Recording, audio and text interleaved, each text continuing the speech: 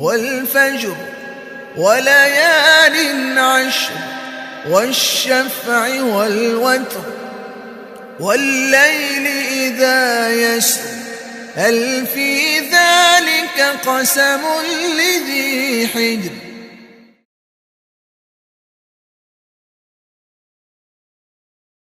وتركنا بعضهم يومئذ يموج في بعض ونفخ في الصور فجمعناهم جمعا وعرضنا جهنم يومئذ للكافرين عرضا وتركنا بعضهم يومئذ يموج في بعض ونفخ في الصور فجمعناهم جمعا وعرضنا جهنم يومئذ للكافرين عرضا الذين كانت أعينهم في غطاء عن ذكري وكانوا لا يستطيعون سمعا أفحسب الذين كفروا أن يتخذوا عبادي من دوني أولياء إنا أعتدنا جهنم للكافرين نزلا قل هل ننبئكم بالأخسرين أعمالا الذين ضل سعيهم في الحياة الدنيا وهم يحسبون أنهم يحسنون صنعا أولئك الذين كفروا بآيات ربهم ولقائه فحبطت أعمالهم فلا نقيم لهم يوم القيامة وزنا ذلك جزاؤهم جهنم بما كفروا واتخذوا آياتي ورسلي هزوا إن الذين آمنوا وعملوا الصالحات كانت لهم جنات الفردوس نزلا خالدين فيها لا يبغون عنها حولا قل لو كان البحر مدادا لكلمات ربي لنفد البحر قبل أن تنفد كلمات ربي ولو جئنا بمثله مددا قل إنما أنا بشر مثلكم يوحى إلي أنما إلهكم إله واحد فمن كان يرجو لقاء ربه فليعمل عملا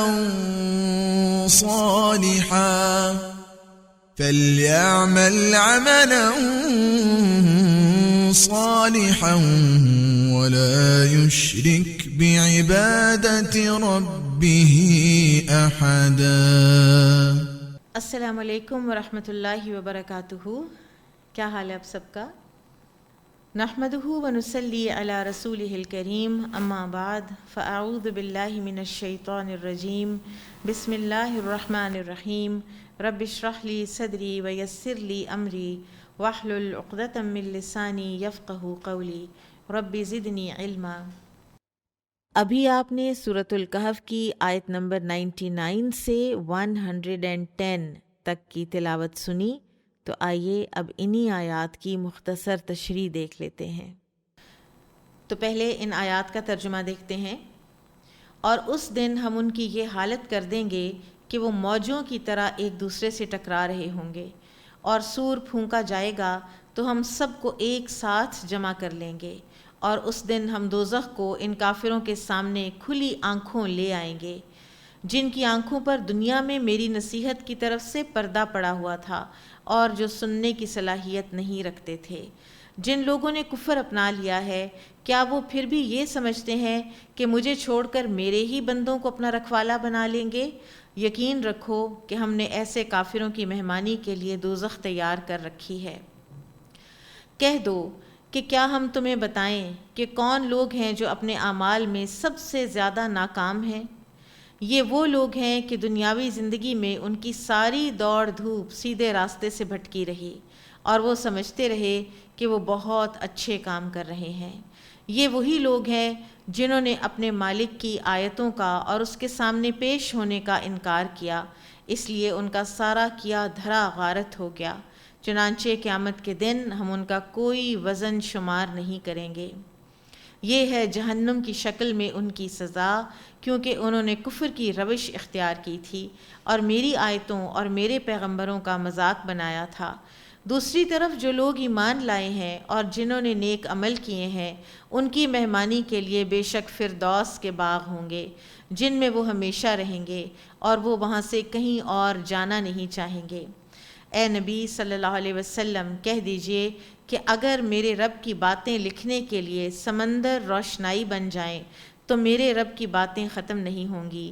کہ اس سے پہلے سمندر خشک ہو چکا ہوگا، چاہے اس سمندر کی کمی پوری کرنے کے لیے ہم ویسا ہی ایک اور سمندر کیوں نہ لے آئیں۔ کہہ دو کہ میں تو تمہیں جیسا ایک انسان ہوں، البتہ مجھ پر وحی آتی ہے کہ تم سب کا خدا بس ایک ہی خدا ہے، لہٰذا جس کو اپنے مالک سے جا ملنے کی امید ہو اسے چاہیے کہ وہ نیک عمل کرے اور اپنے مالک کی عبادت میں کسی اور کو بھی شریک نہ ٹھہرائے۔ اللہ سبحانہ وتعالیٰ فرماتے ہیں وَتَرَكْنَا بَعْدَهُمْ يَوْمَئِذٍ يَمُوجُ فِي بَعْضٍ، اور ہم چھوڑ دیں گے ان کو اور یہ لوگ ایک دوسرے کے اندر گتھم گتھا ہو رہے ہوں گے اس دن۔ ساری دنیاوی ترقی، ساری دنیاوی کوششیں، سارے دنیاوی پریویلیج ختم ہو چکے ہوں گے۔ آخرت کا منظر ہمیں یاد رکھنا چاہیے کہ جہاں پر انسان اپنی قبروں سے اٹھے گا تو ایسے ہوگا جیسے بکھری ہوئی ٹڈیاں ہیں، اور وہاں پر VIPs کو دھکے لگ رہے ہوں گے، اور جو لوگ اس دنیا میں متکبر بنے ہوئے ہیں وہ چیونٹیوں کی شکل میں اٹھائے جائیں گے اور جہنمیوں کے پیروں تلے روندے جا رہے ہوں گے۔ اسی طرح آپس میں گتھم گتھا ہونے کی ایک شکل یہ بھی ہے کہ تمام انسان، تمام جنات، اولین و آخرین اس دن سب کے سب زمین سے اٹھ کھڑے ہوں گے اور سب کے سب ایک ہی طرف کو بھاگ رہے ہوں گے، اور وحشی جانوروں کو بھی اکٹھا کر لیا جائے گا اور تمام مخلوقات بھی جمع ہو جائیں گی، اور زمین بھی اپنے سارے خزانے اگل دے گی۔ تو آپ سوچئے کہ اس ایک زمین کے اوپر یہاں کتنا کچھ ہوگا، اور ہر انسان کو اتنی ہی جگہ ملے گی۔ شروع کے کیوس کے بعد ہر انسان کو اتنی ہی جگہ ملے گی کہ جتنی میں وہ اپنے 2 پاؤں رکھ لے۔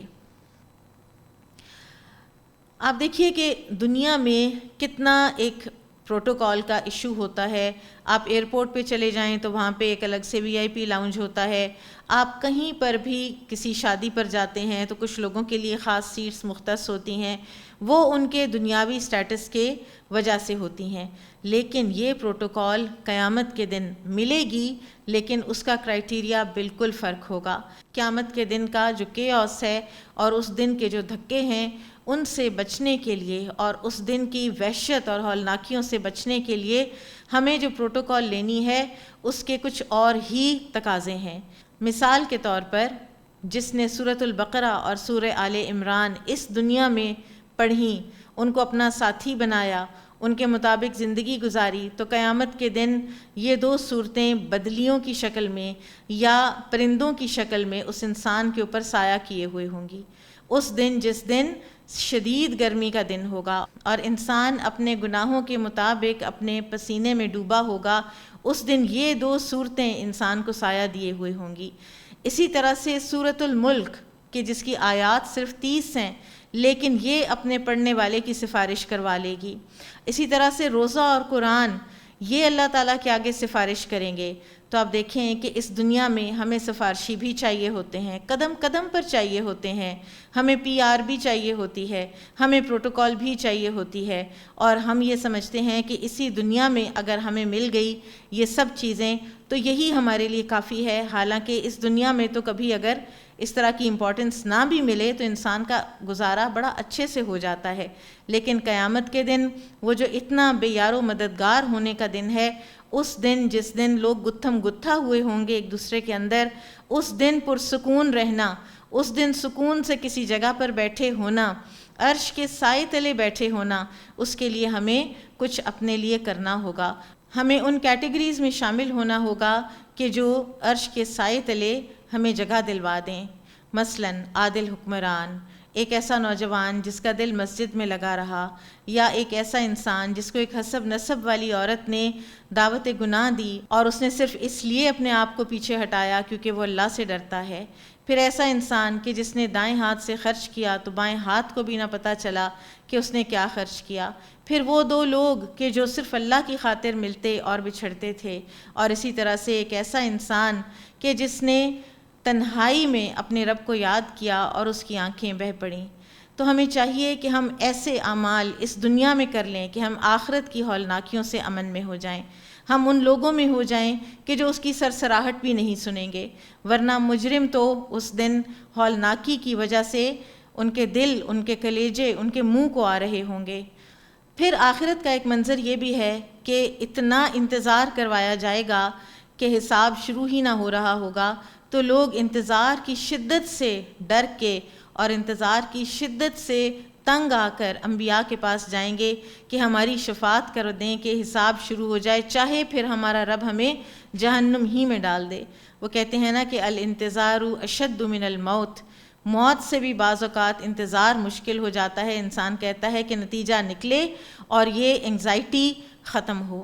پھر اللہ سبحانہ وتعالیٰ فرماتے ہیں وَنُفِخَ فِي الصُّورِ، اور سور میں پھر پھونک ماری جائے گی، فَجَمَعْنَاهُمْ جَمْعًا، اور ہم ان سب کو جمع کر لیں گے، اچھی طرح سے جمع کرنا۔ سب جن و انس جمع ہو جائیں گے قیامت کے دن ایک میدان کے اندر۔ اللہ سبحانہ وتعالیٰ قرآن میں فرماتے ہیں سورۃ الحج میں قیامت کے دن کا منظر بتاتے ہوئے کہ اے انسانوں اپنے رب سے ڈرو۔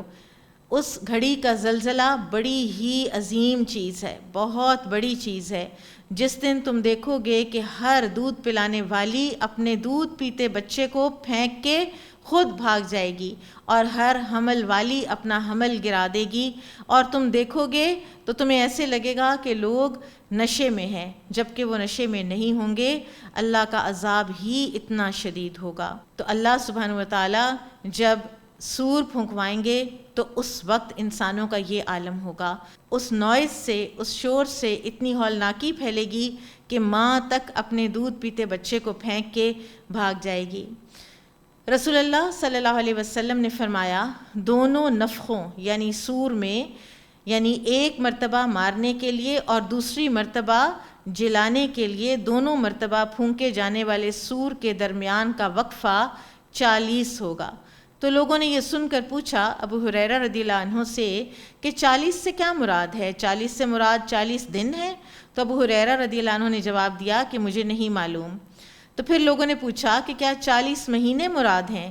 تو ابو ہریرہ نے کہا مجھے نہیں معلوم۔ تو ان لوگوں نے پھر پوچھا کہ کیا 40 سال مراد ہیں؟ تو ابو ہریرہ رضی اللہ عنہ نے پھر یہی جواب دیا کہ مجھے نہیں معلوم۔ اور اس کے بعد ابو ہریرہ رضی اللہ عنہ نے حدیث مزید آگے بیان کی کہ پھر آپ صلی اللہ علیہ وسلم نے فرمایا کہ پھر اللہ تعالیٰ آسمان سے ایک پانی برسائے گا، اور اس پانی سے لوگ یعنی تمام مخلوقات، انسان بھی، جاندار تمام، اس طرح اگیں گے جیسے سبزہ اگتا ہے، اور اسی طرح سے آپ صلی اللہ علیہ وسلم نے یہ بھی فرمایا کہ انسان کے جسم کی کوئی چیز ایسی نہیں کہ جو پرانی اور بوسیدہ نہ ہو جاتی ہو سوائے اس کی ریڑھ کی ہڈی کے، اور قیامت کے دن ہر جاندار اسی ہڈی سے اپنے تمام جسم کو لے کر اٹھے گا، اسی ہڈی سے اس کا تمام جسم مرکب کیا جائے گا۔ پھر جب سور پھونکا جائے گا اور سب لوگ بے ہوش ہو جائیں گے، پھر دوسرا سور پھونکا جائے گا، پھر وہ اٹھیں گے۔ اس میں اختلاف ہے کہ سور کتنے ہیں، لیکن اس کے بعد کیا ہوگا؟ وَعَرَضْنَا جَهَنَّمَ يَوْمَئِذٍ لِّلْكَافِرِينَ عَرْضًا، اور پھر ہم جہنم کو کافروں کے لیے سامنے لا کر پیش کر دیں گے۔ اور جہنم کیا ہے، جہنم کتنی خوفناک بلا ہے۔ نبی صلی اللہ علیہ وسلم نے فرمایا کہ قیامت کے روز جہنم لائی جائے گی تو اس کی 70 باگیں ہوں گی، اور ہر باغ کو 70,000 فرشتے کھینچ رہے ہوں گے۔ یعنی ایسی وہ ہیوج، ایسی مگنینمس وہ چیز ہے کہ اس کو کنٹرول کرنے کے لیے اتنے فرشتے ہوں گے۔ اور جہنم میں سب سے بڑا عذاب آگ کا عذاب ہے، اور اس کے بارے میں رسول اللہ صلی اللہ علیہ وسلم نے فرمایا کہ یہ دنیا کی آگ سے 69 درجہ زیادہ گرم ہے۔ اور قرآن میں اس آگ کے بارے میں مختلف اس کی صفات بیان ہوئی ہیں، مثلا نار الکبریٰ، بہت بڑی آگ۔ پھر اسی طرح سے ایک اور جگہ پر اللہ سبحانہ و تعالیٰ نے فرمایا نار اللہ الموقدہ، یہ اللہ تعالیٰ کی بھڑکائی ہوئی آگ ہے، خوب بھڑکائی ہوئی آگ ہے۔ پھر اسی طرح سے نارن تلظیٰ، آگ کی لپٹ، اور اسی طرح سے نارن حامیہ، بھڑکتی ہوئی آگ۔ اللہ سبحانہ و تعالیٰ ہمیں اس آگ سے بچائے۔ ابو ہریرہ رضی اللہ تعالیٰ عنہ فرماتے ہیں کہ ہم ایک دن رسول اللہ صلی اللہ علیہ وسلم کے ساتھ تھے کہ اچانک ہم نے دھماکے کی ایک آواز سنی، تو رسول اللہ صلی اللہ علیہ وسلم نے دریافت فرمایا کہ جانتے ہو یہ آواز کیسی ہے؟ تو راوی کہتے ہیں ہم نے عرض کیا کہ اللہ اور اس کا رسول ہی بہتر جانتے ہیں۔ تو آپ صلی اللہ علیہ وسلم نے ارشاد فرمایا یہ ایک پتھر تھا جو آج سے 70 سال پہلے جہنم میں پھینکا گیا تھا، اور وہ آگ میں گرتا چلا جا رہا تھا حتیٰ کہ اب یہ جہنم کی تہہ میں پہنچا ہے۔ یہ صحیح مسلم کی حدیث ہے، اور اس سے ہمیں جہنم کی گہرائیوں کا پتہ چلتا ہے۔ پھر جہنم میں فرق وادیاں ہیں، جہنم کے فرق درجات ہیں، اور ہر درجے کے لیے مختلف لوگ مختص ہیں۔ اللہ سبحانہ و تعالی ہمیں جہنم کے عذاب سے اپنی پناہ میں رکھے۔ اور یہ جہنم کا عذاب اللہ سبحانہ و تعالی نے بنایا کس کے لیے ہے، کن لوگوں کے لیے ہے؟ الذین کانت اعینہم فی غطاء عن ذکری،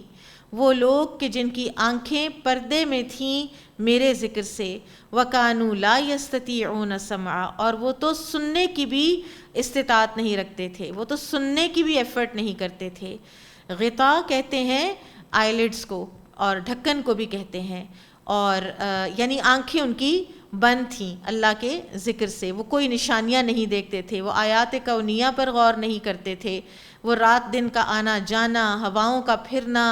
بادل آسمان میں، پھر اسی طرح سے کشتیوں کا چلنا، کتنا کچھ ہے جو اللہ تعالیٰ نے ہمارے لیے اس دنیا میں بنا رکھا ہے کہ جن کو اگر ہم غور و فکر کریں کہ یہ کر کون رہا ہے، یہ فارمولے بنا کون رہا ہے، یہ ہو کیسے رہا ہے سارا کچھ، تو انسان اللہ کو پا لیتا ہے۔ کوئی بھی بڑے سے بڑا بھی جو دشمن دین ہو وہ یہ نہیں کہہ سکتا کہ یہ سب کچھ خود ہی ہو گیا۔ اور آج اگر کوئی لوگ اس کا انکار کرتے ہیں، اللہ کے وجود کا انکار کرتے ہیں، تو وہ خود ہی دھوکے میں ہیں، اور اندر ہی اندر وہ یہ جانتے بھی ہیں۔ انکار ان کا صرف اور صرف ایک وجہ سے ہے، اور وہ وجہ یہ ہے کہ وہ اس کوڈ آف کانڈکٹ کو اپنانا نہیں چاہتے کہ جو اسلام لایا ہے، وہ اپنے آپ کو ان پابندیوں کے اندر نہیں لانا چاہتے کہ جو اسلام لایا ہے۔ حالانکہ یہ اس سے بڑی خود فریبی اور کیا ہوگی کہ یہ جو پابندیاں ہیں یہی تو اس کو آزاد کرتی ہیں، یہ پابندیاں اس کو اپنے نفس کے سرویچیوڈ سے آزاد کرتی ہیں۔ وہ سمجھتا ہے کہ وہ ان پابندیوں سے آزاد ہو کر تو آزاد ہوا، لیکن جب وہ ان پابندیوں سے آزاد ہوتا ہے تو در حقیقت وہ اپنے نفس کا غلام بن جاتا ہے، وہ در حقیقت اپنے معاشرے کا غلام بن جاتا ہے، وہ کئی اور دوسری آئیڈیالوجیز کا غلام بن جاتا ہے۔ کہیں نہ کہیں غلامی تو آتی ہی آتی ہے۔ اور سب سے بہترین غلامی وہ ہے کہ جو اللہ کی غلامی ہے، جس کے بعد ہر طرح کی آزادی آ جاتی ہے اور جس کے بعد انسان جہنم کی اس ہولناک آگ سے بچ جاتا ہے۔ لیکن ان لوگوں نے تو اپنی آنکھیں بند رکھیں، انہوں نے کسی بات پر، کسی نشانی پر غور و فکر نہیں کیا، اور اسی طرح سے یہ تو سننے کی بھی توفیق نہیں رکھتے تھے۔ آپ دیکھیں کہ آج ہم دیکھتے ہیں کہ ہر کوئی اگر کسی جگہ پر جا کے کہیں کسی کورس میں انرول نہیں بھی ہو سکتا، کسی کی نوکری ایسی ہے، کسی کی کوئی اور ٹائمنگز ایسی ہیں، تو آج اس دنیا میں جتنا آسان ہے دین کو سمجھنا، دین کے بارے میں کوئی اوتھینٹک لیکچرز سننا، ایک کلک اوے ہے، ساری کی ساری لائبریریز آپ کے سامنے کھل جاتی ہیں، ایسی ایسی کتاب آپ کے سامنے کھل جاتی ہے۔ انسان حیرت میں مبتلا ہو جاتا ہے کہ ہمارے اسلاف نے، جن کے پاس یہ سہولتیں نہیں تھیں، انہوں نے کیسے ایسی ایسی کتاب پڑھ بھی لی، لکھ بھی لی، اور اللہ تعالیٰ نے کیسا کیسا شرف قبولیت دیا کہ کسی پرنٹنگ پریس وغیرہ کے بغیر وہ لوگ اپنے لیے ایسی ایسی سچی ناموری چھوڑ گئے۔ بہرحال وہ لوگ کہ جو اپنی آنکھیں بند رکھتے ہیں اور وہ تو سننے کا بھی یارہ نہیں رکھتے۔ سورۃ الملک میں آتا ہے، اللہ سبحانہ و تعالیٰ فرماتے ہیں کہ یہی تو سب سے بڑا پچھتاوا ہوگا قیامت کے دن، جب جہنمیوں کو گروہ در گروہ جہنم میں ڈالا جائے گا تو سب سے بڑا پچھتاوا کیا ہوگا؟ لَوْ كُنَّا نَسْمَعُ أَوْ نَعْقِلُ مَا كُنَّا فِي أَصْحَابِ السَّعِيرِ، کہ کاش اگر ہم نے سنا ہی ہوتا، ہم نے عقل سے کام لیا ہوتا تو آج ہم اس بھڑکتی ہوئی آگ میں نہ جاتے۔ تو لہٰذا اپنے لیے سننے کا وقت نکالیں اور آیات پر غور و فکر کا وقت نکالیں تاکہ قیامت کے دن کے سب سے بڑے پچھتاوے سے ہم بچ جائیں۔ اب یہاں پر ایک اور جو لفظ استعمال ہوا ہے ان آیات میں، الذین کانت اعینہم فی غطاء عن ذکری، وہ میرے ذکر سے غافل تھے۔ تو ذکری سے کیا مراد ہے؟ اللہ کی کتاب یعنی قرآن بذات خود ذکر ہے، پھر اسی طرح سے تسبیحات، لا الہ الا اللہ، اللہ اکبر، یہ سب اللہ کا ذکر ہے، اور اس کو اپنی زندگی میں ہم جتنا شامل کریں گے اتنا ہی ہمارے اپنے لیے بہتر ہے۔ سورہ طٰہٰ میں اللہ سبحانہ و تعالیٰ فرماتے ہیں کہ جس نے میرے ذکر سے اعراض کیا تو اس کی دنیاوی گزران بھی تنگ ہو جائے گی، اور ہم اس کو اٹھائیں گے قیامت کے دن اندھا کر کے، اور وہ پوچھے گا اے میرے رب مجھے کیوں اندھا اٹھایا، میں تو دیکھنے والا دانا و بینا انسان تھا۔ اللہ تعالیٰ فرمائیں گے کہ اسی طرح ہماری آیات جب تیرے پاس آئیں تو نے ان کو بھلا دیا، تو اسی طرح آج تجھے بھلایا جا رہا ہے۔ وہ یہ کہتے ہیں کہ الجزاء من جنس العمل، تم دنیا میں اندھے بنے رہے، قیامت کے دن اللہ تعالیٰ نے تمہیں اندھا اٹھایا۔ اور اس طرح کی حسرت اور اس طرح کی بد نصیبی سے اپنے آپ کو بچانے کے لیے ہمیں چاہیے کہ ہم آج اپنے رب کی کتاب کو کھولیں، اس کتاب کے ساتھ جڑیں، اس کتاب سے اپنے لیے زندگی کا لائحہ عمل بنائیں۔ جتنی پاکیزہ اور طیب زندگی یہ کتاب گزرواتی ہے، اتنی دنیا کی کوئی روٹین، کوئی نظریہ، کوئی آئیڈیالوجی ایسی زندگی نہیں دے سکتا۔ پھر اللہ سبحانہ و تعالیٰ فرماتے ہیں افحسب الذین کفروا، کیا گمان کیا کافروں نے، ان یتخذوا عبادی من دونی اولیاء، کہ وہ بنا لیں گے میرے بندوں کو اللہ کو چھوڑ کر اولیاء۔ انا اعتدنا جہنم للکافرین نزلا، بے شک ہم نے بنایا ہے جہنم کو ان کافروں کے لیے مہمان نوازی کی جگہ۔ اب یہاں پر کافر کیٹیگری جو ہے اس کی بات کی جا رہی ہے کہ جن کو اللہ تعالیٰ نے سیدھے سیدھے جہنم میں ڈال دینا ہے۔ کفر کے ساتھ برے اعمال کا کہیں ذکر نہیں ہے۔ کفر in and of it self ایسا برا عمل ہے کہ جو انسانوں کو جہنم میں لے جائے گا، اور اللہ سبحانہ و تعالیٰ یہاں پر ان سے پوچھ رہے ہیں کہ کیا ان لوگوں نے یہ گمان کیا ہے کہ ہمارے اولیاء ان کے دوست بن جائیں گے؟ اگر یہ کہتے ہیں کہ فلاں فلاں فرشتے جو ہیں وہ اللہ کی بیٹیاں ہیں اور وہ ہماری شفاعت کریں گے، تو ہمارے اولیاء فرشتے ان کے سفارشی بن جائیں گے کیا؟ یہ ان کی خام خیالی ہے، یہ ان کی خود فریبی ہے۔ کوئی ولی اللہ تعالیٰ کے کسی دشمن کو اپنا دوست نہیں بناتا، اور آپ دیکھیں کہ کتنے پھر یہ خالی ہاتھ رہ جائیں گے۔ جن کے بارے میں ساری عمر یہ سمجھتے رہے کہ ہمیں جہنم سے یہ بچا لیں گے، ہمیں اللہ کے یہ قریب کر دیں گے، تو وہ تو قیامت کے دن ان کا انکار ہی کر دیں گے، وہ تو ان کی ناراضگی مول لے لیں گے، لیکن اللہ سبحانہ و تعالیٰ کی ناراضگی کو وہ کبھی بھی مول نہیں لیں گے۔ کفار کے بعد اللہ سبحانہ و تعالیٰ ایک اور کیٹیگری کا ذکر کرتے ہیں، قُلْ هَلْ نُنَبِّئُكُمْ بِالْأَخْسَرِينَ أَعْمَالًا، کہہ دیجئے کیا ہم تمہیں اطلاع دیں ان کی کہ جو اعمال کے لحاظ سے سب سے زیادہ خسارے میں ہیں، اور سب سے بڑا خسارہ کیوں ہے ان کا؟ الذین ضل سعیہم فی الحیات الدنیا، یہ وہ لوگ ہیں کہ جن کی ساری سعی، ساری ایفرٹ، ساری کوششیں اسی دنیا کی زندگی تک محدود ہو گئیں، وہم یحسبون، اور وہ یہی گمان کرتے رہے، انہم یحسنون صنعا، کہ وہ تو بڑے اچھے کام کر رہے ہیں۔ اس سے بڑا دھوکہ اور کوئی نہیں ہو سکتا کہ انسان کو اپنی برائی نظر ہی نہ آئے، انسان برائی کرے اور وہ سمجھے یہ کہ وہ نیکی کر رہا ہے۔ اب یہ وہ کیٹیگری ہے کہ جو انتہائی خود فریبی کا شکار ہے، اور اس خود فریبی کی کیا کیا اقسام ہو سکتی ہیں۔ مثلا عقیدے کی خود فریبی، سب سے بڑی خود فریبی شرک ہے، کہ اللہ تعالیٰ کے ساتھ کسی اور کو شریک کریں، اللہ تعالیٰ کے صفات کو کسی اور کی طرف ایٹریبیوٹ کریں اور سمجھیں کہ ہمارا کام بن جائے گا، کسی اور کو رازق، خالق، مالک مانیں، اور پھر یہ سمجھیں کہ نہ تو اللہ تعالیٰ ہمیں پکڑے گا اور یہی اللہ تعالیٰ کے قریب لے جانے والے کام ہیں۔ تو اس سے بڑی خود فریبی اور کیا ہوگی کہ انسان اللہ کے بجائے کسی اور کو سجدہ کرے، انسان اللہ کے بجائے کسی اور کے آگے ہاتھ پھیلائے۔ اور ان کی مثال تو ایسے ہے کہ جو ہاتھ پھیلاتے ہیں پانی کی طرف اور پانی کو کہتے ہیں کہ ہماری ہتھیلیوں میں آ جا، یہ اتنا تیر بے ہدف ہے کہ ان کو یہ نظر ہی نہیں آ رہا کہ وہ خود اپنے آپ کو کتنا بڑا دھوکہ دے رہے ہیں۔ جیسا کہ سورۃ البقرہ میں ہم نے پڑھا کہ وہ اللہ اور اہل ایمان کو دھوکہ دینے کی کوشش کرتے ہیں، وَمَا يَخْدَعُونَ إِلَّا أَنفُسَهُمْ، اور وہ اپنے آپ کے علاوہ کسی کو بھی دھوکہ نہیں دے رہے۔ شرک کے بعد ایک اور خود فریبی، اور وہ ہے بدعات میں انڈلج کرنا۔ بدعت بھی انسان کیوں کرتا ہے؟ نیکی سمجھ کے کرتا ہے، سنت کو چھوڑ کر بڑی پرتکلف بدعات میں اپنے آپ کو انڈلج کر لیتا ہے، اور وہ سمجھتا ہے کہ سنت کی سادگی میں تو کوئی ثواب نہیں، اور بدعات کے تکلفات میں اس کو ثواب زیادہ ملے گا، اس کو اجر زیادہ ملے گا۔ تو شیطان انسان کے عام باقی گناہوں سے زیادہ اس کے بدعات میں انڈلج ہونے سے زیادہ خوش ہوتا ہے، کیونکہ بدعات انسان نیکی سمجھ کے کرتا ہے۔ اسی طرح سے شرک بھی انسان نیکی سمجھ کے کر رہے ہوتے ہیں۔ تو ان دو سے باز آنا پھر نسبتاً مشکل ہوتا ہے، ان گناہوں کی نسبت کے جو انسان کرتا ہے، پھر وہ نادم بھی ہوتا ہے اور اس کو گناہ سمجھ کے کر رہا ہوتا ہے۔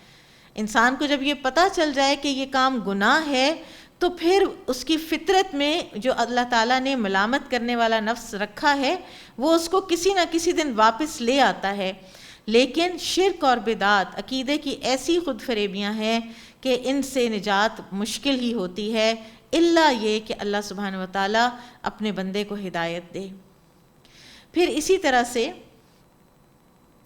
دنیاوی ترقی پر اتنا خوش ہونا اور اپنے آپ کو سب سے کامیاب سمجھنا۔ دیندار لوگ ایسے لوگوں کے نزدیک بے وقوف ہوتے ہیں، اور یہ سب کچھ وہ دنیاوی زندگی کی خاطر کر رہے ہوتے ہیں، اور دنیاوی زندگی کے حصول کے لیے جتنی بھی وہ محنت کر لیں، اینڈ آف دا ڈے اس ہر چیز نے ان کے ہاتھ سے نکل جانا ہے۔ تو لہٰذا اس سے بڑی کیا خود فریبی ہوگی کہ انسان یہ سمجھے کہ جو دنیا میں جو کچھ میرے پاس ہے یہ سارے کا سارا ہمیشہ رہنا ہے، اور اگر یہ ہمیشہ نہ بھی رہا اور اگر کوئی آخرت قائم ہوئی بھی تو وہاں پر بھی مجھے ہی ملنا ہے۔ پھر اسی طرح سے ایک نیت کی خود فریبی بھی ہوتی ہے کہ انسان یہ سمجھے کہ میری نیت کسی کو پتہ نہیں چل رہی۔ تو انسان انسانوں کو تو دھوکہ دے سکتا ہے، لیکن جو بھی کام انسان اس دنیا میں کرتا ہے نیکی کے اور ثواب کی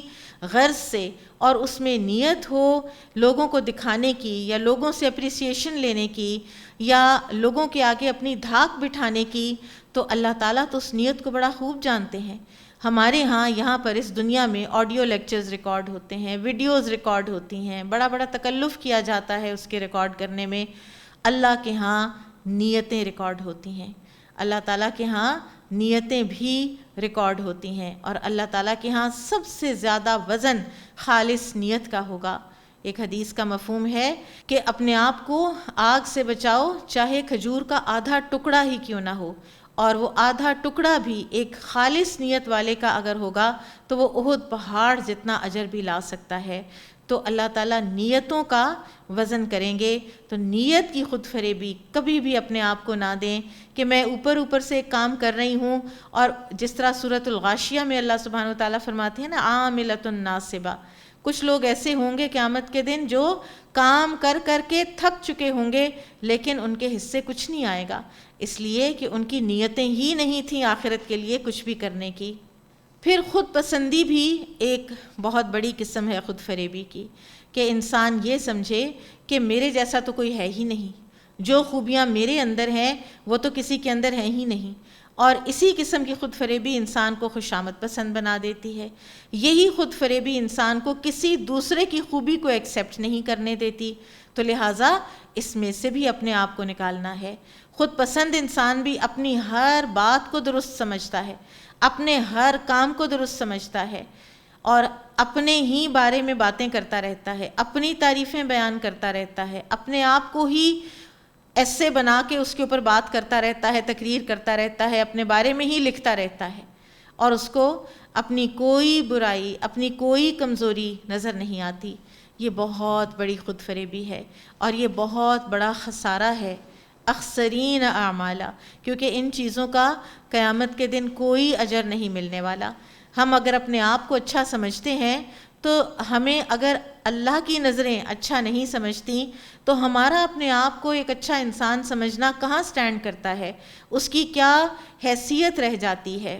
پھر اللہ سبحانہ وتعالیٰ فرماتے ہیں اولئک الذین کفروا بآیات ربہم ولقائہ، اور یہ وہ لوگ ہیں، اس خود فریبی کا شکار کون لوگ ہوتے ہیں؟ جو اللہ کی آیات کا انکار کرتے ہیں اور اس کی ملاقات کا انکار کرتے ہیں،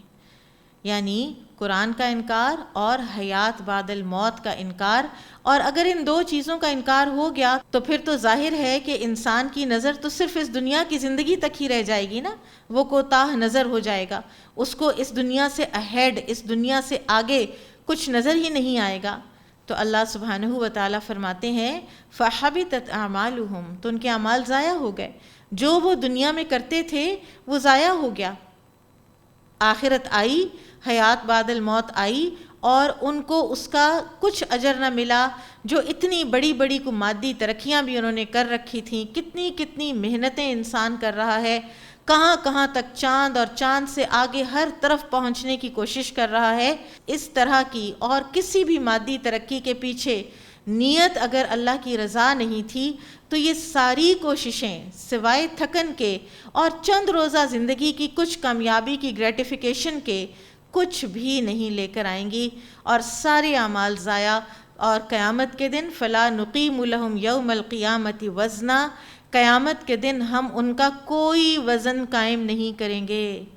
ان کی بڑی سے بڑی نیکیوں کا بھی کوئی وزن نہیں ہوگا قیامت کے دن۔ یہ کتنی ڈرا دینے والی بات ہے کہ انسان وہاں پر بینکرپٹ ہو جائے، انسان وہاں تہی دامن ہو کہ جہاں پہ نہ کوئی ری ٹیک ہے، نہ کوئی ری ٹیسٹ ہے، نہ اس دنیا میں واپس آ سکتے ہیں۔ آپ دیکھیں قرآن میں سورۃ المؤمنون میں اللہ سبحانہ و تعالیٰ فرماتے ہیں کہ جب ایک انسان کو سامنے اس کی موت آ جاتی ہے تو وہ کیا کہتا ہے؟ وہ کہتا ہے کہ رب ارجعونی، اے میرے رب مجھے واپس بھیجیں، فی ما ترکت، ان چیزوں میں جو میں چھوڑ آیا۔ پھر اسی طرح سے ایک اور جگہ پر آتا ہے کہ مجھے واپس بھیجیں، میں کچھ صدقہ کروں۔ تو انسان کو وہ صدقات جو ہیں وہ آج کر لینے چاہیے۔ مہلت عمل یہی ہے جو اس دنیا میں آج ملی ہے، اور عقل مند وہ ہے کہ جو اس مہلت عمل سے فائدہ اٹھا لیتا ہے۔ ابو ہریرہ رضی اللہ تعالیٰ عنہ بیان کرتے ہیں کہ رسول اللہ صلی اللہ علیہ وسلم نے فرمایا قیامت کے دن ایک عظیم الجثہ اور موٹا شخص لایا جائے گا جس کا وزن اللہ تعالیٰ کے ہاں مچھر کے پر کے برابر بھی نہیں ہوگا، اور نبی صلی اللہ علیہ وسلم نے فرمایا کہ اللہ تعالیٰ کا یہ فرمان پڑھو، ہم قیامت کے دن ان کا کوئی وزن قائم نہیں کریں گے۔ اسی طرح ایک اور واقعہ آتا ہے اور بڑا ہی خوبصورت واقعہ ہے کہ عبداللہ بن مسعود رضی اللہ عنہ یہ ایک دن آئے اور کچھ اور صحابہ بھی بیٹھے تھے، تو ان کا ہوا چلی تو ان کا ازار کچھ اڑا تو ان کی ٹانگیں ایکسپوز ہو گئیں، اور ان کی بالکل باریک ٹانگیں تھیں اور بے اختیار صحابہ کی ہنسی چھوٹ گئی۔ تو رسول اللہ صلی اللہ علیہ وسلم نے فرمایا کہ اس ذات کی قسم جس کے ہاتھ میں میری جان ہے، یہ دونوں پنڈلیاں ترازو میں احد پہاڑ سے بھی زیادہ وزنی ہیں۔ جو انہوں نے کیا ہے اپنے اس جسم کے ساتھ، اگر کسی کا کوئی ہینڈی کیپ تھا فزیکل، کسی کی کوئی کمزوری تھی، کوئی خامی تھی، کچھ بھی تھا، تو وہ ان کے ایمان کے آڑے نہیں آیا، وہ اسلام کے لیے کچھ کر گزرنے کے آڑے نہیں آیا، وہ لوگ کسی سیلف پٹی کا شکار نہیں ہوئے، وہ لوگ سائیکولوجیکل مریض نہیں بنے کہ میرا قد چھوٹا ہے یا میرا رنگ ایسا ہے اور مجھے فلاں نے ایکسیپٹ نہیں کیا۔ ان کو اس طرح کی کسی قسم کی کوئی کمپلیکسز نہیں تھے۔ یہ کمپلیکسز دور ہوتے ہیں جب انسان کی نظر بلند ہوتی ہے، جب انسان کی نظر آخرت پر ہوتی ہے۔ اسی طرح سے ابو ہریرہ رضی اللہ تعالیٰ عنہ بیان کرتے ہیں کہ نبی صلی اللہ علیہ وسلم نے فرمایا، 2 کلمے ایسے ہیں جو کہ زبان پر بہت ہلکے اور میزان میں بہت بھاری اور اللہ تعالیٰ کے ہاں بہت محبوب ہیں، سبحان اللہ و بحمدہ، سبحان اللہ العظیم۔ ان کلمات کو کم از کم 100 مرتبہ ہمیں ضرور پڑھنا چاہیے۔ پھر اسی طرح سے ایک اور چیز جو ترازو میں بہت بھاری ہوگی وہ ہے اخلاق حسنہ۔ رسول اللہ صلی اللہ علیہ وسلم نے فرمایا، ترازو میں وزن کی جانے والی اشیاء میں اخلاق حسنہ سے زیادہ وزنی کوئی اور چیز نہیں ہوگی، اور بے شک اخلاق حسنہ کا مالک شخص نماز اور روزے کے درجات کو پہنچے گا۔ اللہ سبحانہ و تعالیٰ کا ترازو بہت سینسٹیو ہے۔ ہمارے ہاں اس دنیا میں جو موسٹ سینسٹیو اسکیل ہے نا اس دنیا میں، وہ ڈیٹیکٹ کر لیتا ہے 10⁻⁻21، اس کو زیپٹوگرام کہتے ہیں۔ اتنا ماس بھی جو ہے نا اس کو وہ ڈیٹیکٹ کر لیتا ہے۔ اور اگر دنیا میں انسان اس طرح کے سینسٹیو ترازو بنا رہے ہیں تو ہمارا رب اور اس کا میزان اور اس کے اسکیلز وہ کتنے سینسٹیو ہیں کہ جہاں پر انسان تولے جائیں گے، انسانوں کے اعمال تولے جائیں گے اور انٹینجبل چیزیں تولی جائیں گی جیسے نیت۔ پھر اللہ سبحانہ و تعالیٰ فرماتے ہیں، ذَلِكَ جَزَاؤُهُمْ جَهَنَّمْ بِمَا كَفَرُوا، یہ ہے ان کا بدلہ جہنم بوجہ جو انہوں نے کفر کیا۔ اللہ سبحانہ و تعالیٰ کسی پر بھی ظلم نہیں کرتے۔ اگر کوئی جہنم کا حقدار ٹھہرا ہے تو وہ قیامت کے دن یہ گلہ اللہ تعالیٰ سے نہیں کرے گا کہ مجھے جہنم میں کیوں بھیجا، میرے ساتھ کوئی ناانصافی ہو گئی ہے نعوذ باللہ، یا میرا اتنا قصور تو نہیں تھا۔ ہر کوئی اپنے قصور کو بڑی اچھی طرح سے پہچانتا ہوگا۔ وَاتَّخَذُوا آیَاتِي وَرُسُلِي هُزُوًا، اور انہوں نے کفر کیا اور میرے آیات کو اور میرے رسولوں کو انہوں نے مذاق میں اڑایا، انہوں نے ڈیفائنٹ طریقے سے انکار کیا اور ساتھ انہوں نے استہزاء بھی کیا۔ اللہ سبحانہ وتعالیٰ اس بات کے بارے میں بہت سینسٹیو ہیں کہ اللہ کے رسولوں کا مذاق اڑایا جائے یا اللہ کے رسولوں کے خالص فالوورز کا مذاق اڑایا جائے۔ سورہ المطففین میں اللہ تعالیٰ فرماتے ہیں ایسے لوگوں کے بارے میں کہ جن لوگوں نے جرم کیے، ان الذین اجرموا کانوا من الذین آمنوا یضحکون، کہ یہ مجرم پیشہ لوگ جو ہیں انہوں نے اہل ایمان کا بڑا مذاق اڑایا، یہ ان پہ ہنستے تھے۔ وَإِذَا مَرُّوا بِهِمْ يَتَغَامَزُونَ، اور جب ان کے پاس سے گزرتے تو آنکھوں سے اشارے کر کر کے گزرتے کہ ان کو دیکھو یہ کیسے ہو گئے ہیں، ان کے حلیے دیکھو، ان کی باتیں سنو، ان کی روٹینز دیکھو اور ان کی ترجیحات دیکھو۔ تو اللہ سبحانہ وتعالیٰ فرماتے ہیں کہ قیامت کے دن اہل ایمان تختوں پہ بیٹھے ہوں گے اور ان کا مذاق اڑا رہے ہوں گے، کافروں کا مذاق اڑا رہے ہوں گے۔ تو کیا اب مل گیا بدلہ کافروں کو جو وہ دنیا میں کیا کرتے تھے؟ لہٰذا اللہ تعالیٰ کا، اللہ تعالیٰ کی آیات کا، دین کے شعار کا مذاق اڑانا اللہ تعالیٰ کو سخت ناپسند ہے۔ اس لیے یہ چیز ہم مسلمانوں میں بھی ایک حد تک سرایت کر گئی ہے۔ ہم بعض اوقات بڑے سوچے سمجھے بغیر کچھ ایسے الفاظ، کچھ ایسی باتیں ہم کر جاتے ہیں کہ جو کہ دین کے شاعر کے خلاف ہوتی ہیں، مسجد کا یا داڑھی کا یا برقعے کا یا کسی بھی ایسی دین کی چیز کا مذاق اڑانا کہ جو دین کو ریپرزینٹ کرتی ہو۔ دین کے شاعر کا احترام کون کر سکتے ہیں؟ جن کے دلوں میں تقویٰ ہے، ان کی ہمت نہیں پڑتی، ان کی زبانیں ساتھ نہیں دیتی اس طرح کی بات کرتے ہوئے۔ ان الذین آمنوا وعملوا الصالحات، بے شک وہ لوگ جو ایمان لائے اور انہوں نے نیک عمل کیے۔ آپ دیکھیں کہ بار بار ہم یہ پڑھتے ہیں ایمان اور نیک عمل، ایمان اور نیک عمل۔ ایمان کے بارے میں تو ہم بات پیچھے بھی کر چکے ہیں کہ ایمان کیا ہے۔ نیک اعمال کا بھی کیا کوئی کرائٹیریا سیٹ ہوا ہے؟ کوئی یارڈ سٹک ہے کہ نیک اعمال کیا ہیں، یا ہر انسان خود ہی ڈیسائیڈ کرے گا کہ نیک عمل کیا ہے؟ کیونکہ اگر ہر انسان خود ڈیسائیڈ کرے گا تو پھر تو وہ جو باتیں کہی جاتی ہیں کہ ہمیں نماز کی ضرورت نہیں ہے، ہمارا اللہ تعالیٰ کے ساتھ ایک اور بڑا پرائیویٹ تعلق ہے، تو ہم اسی میں اللہ تعالیٰ کے ساتھ ہم بات چیت کر لیتے ہیں، تو پھر تو ہر کوئی اپنی اپنی یارڈ سٹک کے مطابق دیکھے گا کہ نیک عمل کیا ہے۔ تو ہمارے دین نے ہمیں ایک یارڈ سٹک دی ہے، دین نے ہمیں ایک کرائٹیریا دیا ہے، اور وہ عمل صالح کا کرائٹیریا کیا ہے؟ نمبر 1 وہ خالصتاً اللہ سبحانہ و تعالیٰ کے لیے ہو، اور نمبر 2 وہ اللہ کی کتاب اور سنت کی موافقت میں ہو، اتباع سنت ہو اس کے اندر۔ ہم خود سے ہی کسی کام کو ایک اچھا کام اور نیک کام قرار دے کر اور اس کو ہم کرنے لگ جائیں تو اس کی تو ہمیں اجازت نہیں ہے۔ تو ایسے لوگ جو ایمان لائے اور انہوں نے نیک اعمال کیے، ان کو ملے گا کیا؟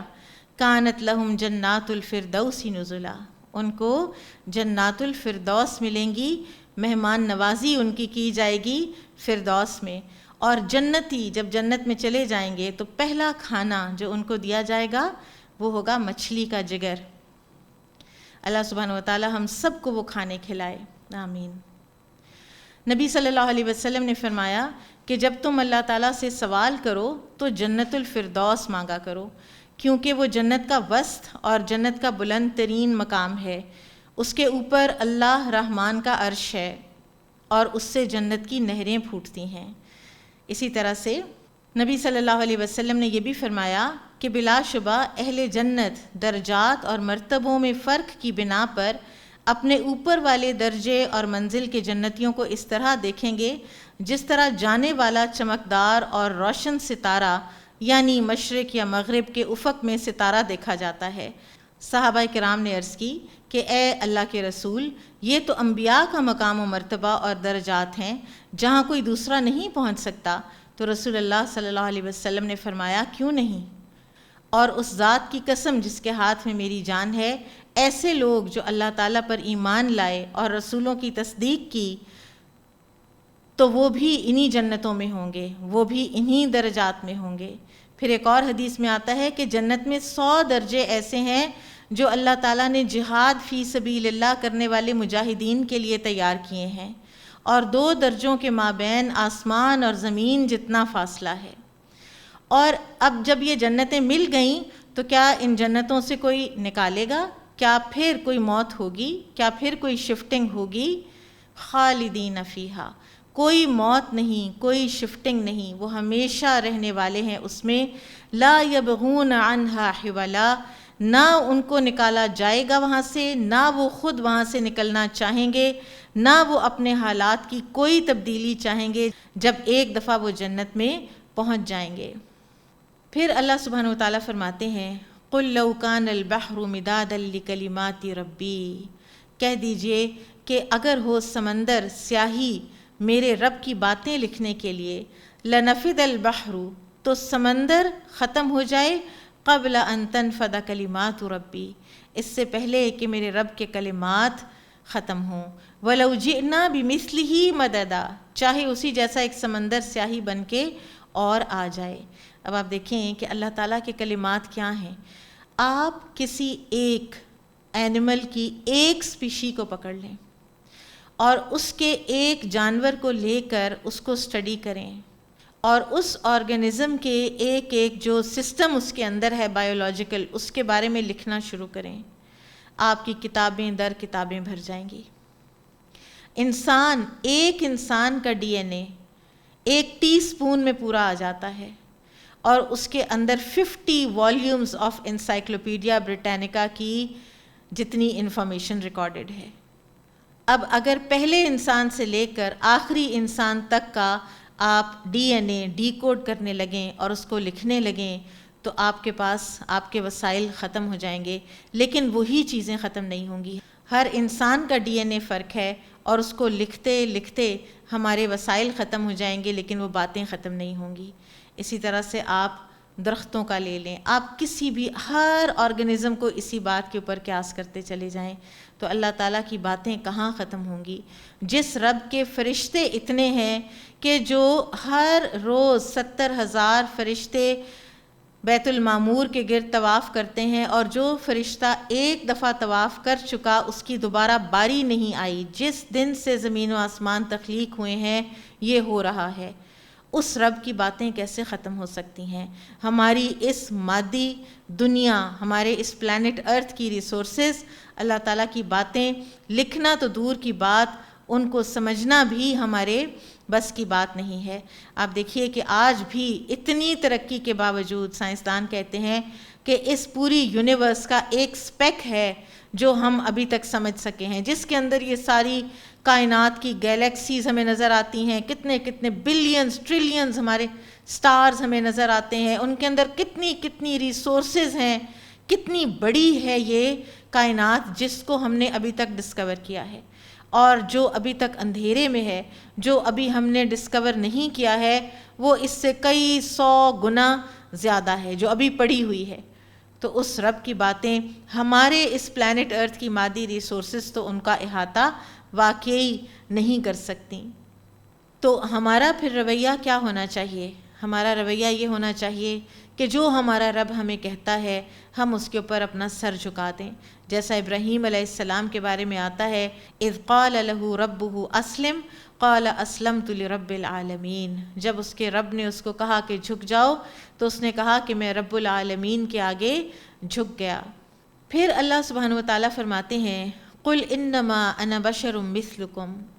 اے نبی صلی اللہ علیہ وسلم آپ کہہ دیجئے کہ میں تمہاری طرح کا ایک انسان ہوں، یوحا الیہ، میری طرف وحی کی جاتی ہے، فرق صرف یہ ہے کہ میری طرف وحی کی جاتی ہے انما الہکم الہ واحد، کہ تمہارا الہ ایک ہی الہ ہے، میری طرف توحید وحی کی جاتی ہے، میرا اور تمہارا فرق صرف اتنا ہے کہ میرے پاس آسمان سے ایک فرشتہ آتا ہے اور تمہارے لیے مجھے تعلیمات دے کر جاتا ہے، ورنہ میں بالکل تمہارے جیسا ہی ایک انسان ہوں۔ اور یہ بھی عقیدہ ہمارا بالکل صاف سیدھا درست ہونا چاہیے، اور یہ بھی یاد رکھنا چاہیے کہ اگر ہم یہ کہتے ہیں کہ نبی صلی اللہ علیہ وسلم انسان نہیں تھے تو یہ بیسیکلی نبی صلی اللہ علیہ وسلم کی شان میں ہم کمی کرتے ہیں، ہم ان کی شان بڑھا نہیں رہے، ہم ان کی شان کم کر رہے ہیں۔ انہوں نے انسان ہوتے ہوئے وہ ساری تکالیف برداشت کی ہیں جو ہم سیرہ میں پڑھتے ہیں، انہوں نے انسان ہوتے ہوئے وہ سارے کارنامے کیے ہیں، وہ ساری محنتیں کی ہیں جو ہم سیرہ میں پڑھتے ہیں، اور انسان ہوتے ہوئے وہ اس مرتبے کو پہنچے ہیں جس کی اللہ سبحانہ وتعالیٰ نے قرآن میں گواہی دی ہے، وَإِنَّكَ لَعَلَىٰ خُلُقٍ عَظِيمٍ، آپ اخلاق کے بلند ترین درجے پر فائز ہیں۔ اسی طرح سے انسان ہے تو ہمارے لیے رول ماڈل ہے نا، جیسا کہ اللہ سبحانہ وتعالیٰ نے فرمایا لَقَدْ كَانَ لَكُمْ فِي رَسُولِ اللَّهِ أُسْوَةٌ حَسَنَةٌ، اگر آپ صلی اللہ علیہ وسلم انسان نہ ہوتے تو کیا آپ کو کبھی کوئی بیماری آتی؟ آپ صلی اللہ علیہ وسلم گھوڑے سے گرے، آپ کی سائٹ چھل گئی، کیا کبھی آپ کو ایسا ہوتا؟ آپ احد کے دن زخمی ہوئے اور شدید زخمی ہوئے، آپ کے دندان مبارک شہید ہوئے، آپ کے ماتھے سے اتنا خون نکلا کہ وہ رک ہی نہیں رہا تھا، سیدہ فاطمہ نے چٹائی جلا کر راکھ آپ کے ماتھے کے زخم کے اندر بھر دی، تب کہیں جا کے زخم رکا، تو کیا یہ کسی انسان کے علاوہ کسی اور کے ساتھ ہو سکتا تھا؟ پھر اللہ تعالیٰ کا فرمان فَمَنْ كَانَ يَرْجُو لِقَاءَ رَبِّهِ، تو جو کوئی امید رکھتا ہے اپنے رب کی ملاقات کی، فَلْيَعْمَلْ عَمَلًا صَالِحًا، تو اس کو چاہیے کہ نیک اعمال کیا کرے، وَلَا يُشْرِكْ بِعِبَادَةِ رَبِّهِ أَحَدًا، اور اپنے رب کی عبادت میں کسی کو بھی شریک نہ کیا کرے، نیک اعمال کرے تو اپنے رب کی خاطر کرے، اسی کے ہاں اپنی نیتوں کو خالص کرے اور اس سے دعا کرے کہ یا اللہ میرا ہر عمل اپنے آپ کے لیے خالص کر لے۔ پھر اسی طرح سے ولا یشرک بعبادت ربہ احدا میں کہ کسی اور سے اللہ تعالیٰ کے علاوہ دعا بھی نہ مانگے۔ اور پھر اسی طرح سے یہ کہ اگر کوئی کام اللہ کے لیے ہو رہا ہے تو اس میں کوئی ریاکاری نہ آئے، کوئی خود پسندی نہ آئے، اور جیسا کہ انبیاء کرام اور صالحین کا ہمیشہ طریقہ رہا ہے کہ کوئی نیک عمل کریں تو پہلے سے بھی زیادہ عاجز ہو جائیں، پہلے سے بھی زیادہ اللہ کے آگے جھک جائیں اور اللہ سے دعا کریں ربنا تقبل منا، اے ہمارے رب ہم سے قبول فرما، کیونکہ اگر اخلاص اور اتباع سنت یہ دو شرائط نہیں ہوں گی تو عمل رد کر دیا جائے گا۔ عائشہ رضی اللہ تعالیٰ عنہ سے روایت ہے کہ رسول اللہ صلی اللہ علیہ وسلم نے فرمایا جس نے ہمارے اس دین میں کوئی ایسی نئی بات ایجاد کی جو اس میں نہیں تھی تو وہ مردود ہے، اور ایک اور روایت میں ہے کہ جو شخص ایسا کام کرے جس کا حکم ہم نے نہیں دیا تو وہ مردود ہے۔ اور اب العمل بالآیات، اللہ سبحانہ وتعالیٰ کے لیے خالص ہو جائیں۔ سورۃ الکہف کی ابتدائی 10 اور آخری 10 آیات کوشش کریں کہ ہمیں حفظ ہو جائیں اور ان کو ہم پڑھیں، ان کے اوپر ہم ریفلیکٹ کریں اور ان کے اوپر عمل کرتے ہوئے ہم اپنے آپ کو فتنہ دجال سے انشاءاللہ بچا لیں گے۔ بارک اللہ فیکم، سبحانک اللہم و بحمدک، اشہد ان لا الہ الا انت، استغفرک و اتوب الیک۔ السلام علیکم ورحمۃ اللہ وبرکاتہ۔ نور في الظلمات أنسي في خلواتي يا سعدي وهنائي القرآن حياتي ملأ القلب ففاض بحب كتاب الله أشرق دربي بالقرآن فشكرا يا رباه